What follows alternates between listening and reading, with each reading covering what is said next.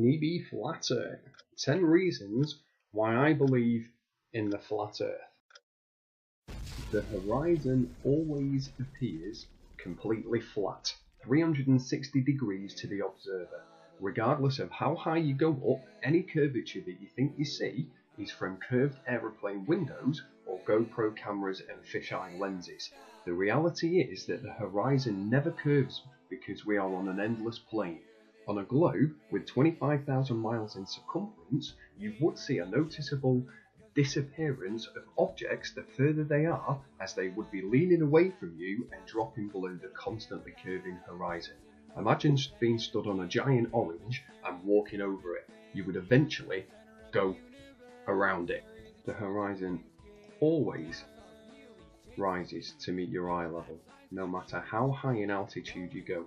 Even at 20 miles up, the horizon rises to meet the observer or the camera. This is only physically possible if the Earth is a huge, endless flat plane. If it were a globe, no matter how large, as you ascended, the horizon would stay fixed and the observer, the camera, would have to tilt downward, looking down further and further to see it. Now, the natural physics of water is to find and maintain its level. If the Earth were a giant spinning sphere, tilting and hurtling through space, then truly flat, consistent, level water surfaces would not exist here.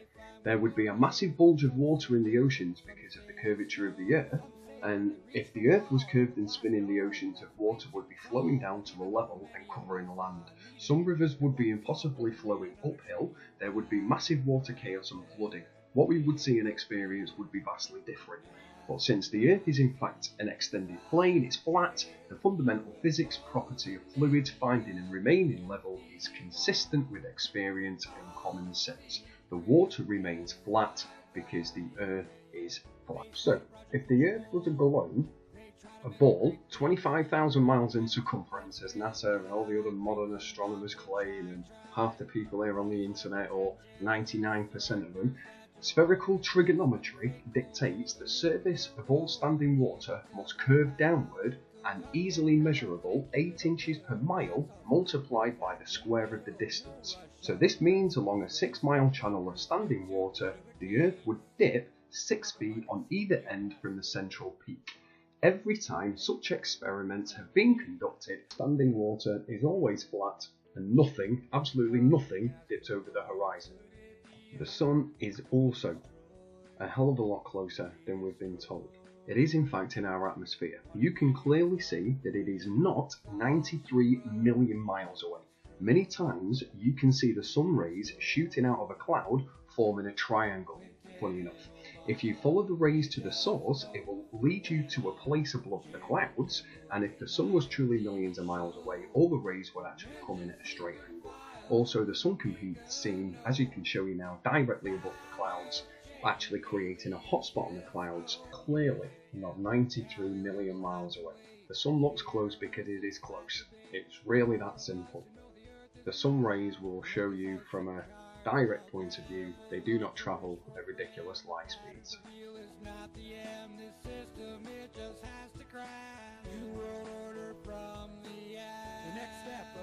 So if the globe really is spinning at 1,000 miles at the equator, then aeroplanes would constantly have to dip their noses down every few minutes to compensate for the curve of the Earth. So remember, with a circumference of 25,000 miles, it would constantly be curving at the speed of an aeroplane, like over 500 miles an hour. But in reality, they never do it. They learn how to fly based on a level, flat plane. Also, if the Earth was spinning, the aeroplanes going west would get to their destination much faster, since the Earth is spinning in the opposite direction. So if the atmosphere is spinning with the Earth, then the aeroplanes flying west would have to fly faster than the Earth's spin to reach its destination. In reality, the Earth is flat and aeroplanes just fly level and reach their destination easily because the Earth is not moving. They use an artificial horizon that's based on a gyroscope, which also proves the flat Earth. So if gravity, bear in mind still very much a theory, is really a force strong enough to hold the world's oceans, buildings and people, atmosphere stuck to the surface of a spinning ball, then it is impossible for gravity to also simultaneously be weak enough to allow little birds and insects and planes to take off and travel freely, unabated in any direction. If gravity is strong enough to curb the massive expanse of oceans around our global Earth, then it would be impossible for fish and other creatures to swim through forcefully held water. If you can't explain it simply enough, you don't understand it well enough, and even he couldn't. Yet Nikola tells her, today's scientists have substituted mathematics for experiments, and they wander off through equation after equation and eventually build a structure which has no relation to reality whatsoever. As we know, because gravity is magic. A simple way to explain gravity is through density and mass, and if you add water into the equation, then you're looking at buoyancy. But when you put water to a spinning ball, it falls off. Try it yourself. There has never been one single experiment that has ever proven water to ever stick or curve around the ball. Ship or boat captains navigating great distances at sea never need to factor the supposed curvature of the Earth into their calculations either. Both plain sailing and great circle sailing, the most popular navigation methods, use simple plain, not spherical trigonometry, making all mathematical calculations on the assumption that the Earth is perfectly flat. If the Earth was in fact a sphere, such an assumption would lead to constant glaring inaccuracies. So plain sailing has worked perfectly fine in both theory and practice for thousands and thousands of years. However, plain trigonometry has time again proven more accurate than spherical trigonometry in determining distances across the oceans. So if the Earth was truly a globe, then every line of latitude south of the equator would have to measure a gradually smaller and smaller circumference the farther south travelled. So if the Earth is indeed an extended plane, then every line of latitude south of the equator should measure a gradually larger and larger circumference the farther south travelled. The fact that many captains navigating south of the equator, assuming that globular theory, have found themselves drastically out of reckoning, more so the farther south travelled. So it testifies the fact that the Earth is indeed flat and it is not a ball. Contrary to what many of the globular people that we talk to still believe, this is what we believe, not the fact that we don't fall off the edge because we are surrounded by a complete 360-degree ice wall, which is what we call Antarctica. Magellan, Captain Cook, Columbus, very simple, circumnavigated the flat plane travelling east. East, east, east, east, east, east, east.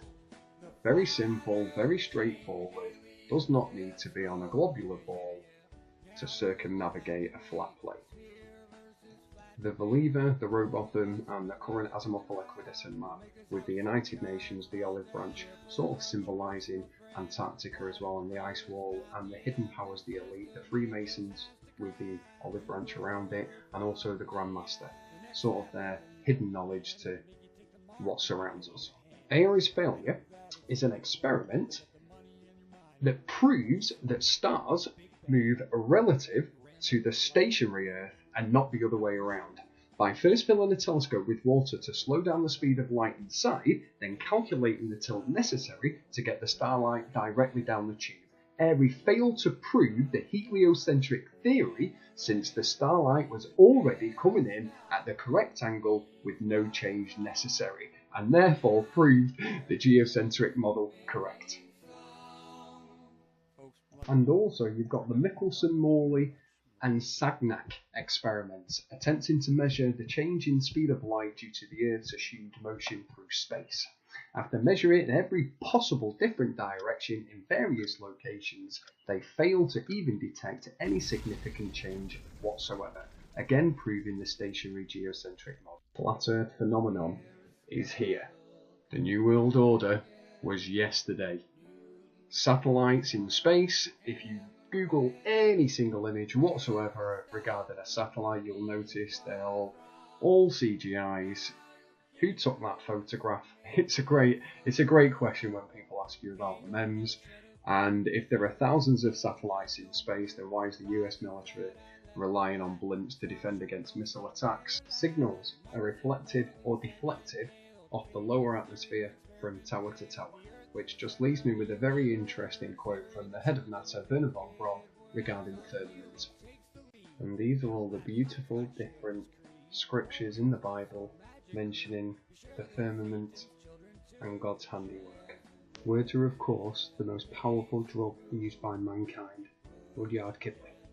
The Egyptian, the Norse, the Hindu, the Mayan, the Inca, the Navajo, the Hebrew visions of the firmament. How many of you can see the subliminal message?